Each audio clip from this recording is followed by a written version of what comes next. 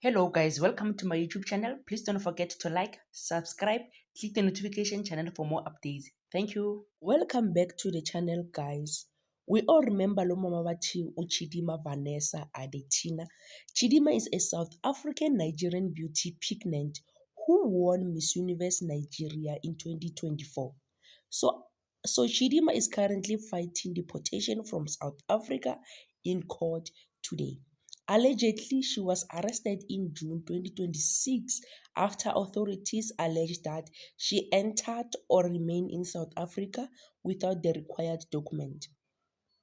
We all know what is currently going on in South Africa. We have much and much that took place on the 30th of June 2026.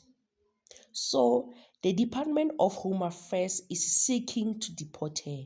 Today, Chidima has appeared in the Cape Town Regional Court where she is challenging the deportation and asking the court to stop it while her case is heard.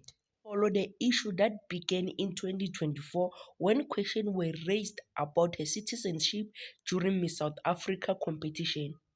She later withdrew from the competition, Miss South Africa, and went on to win Miss Universe Nigeria in 2024. At the moment, the court has not made a final decision.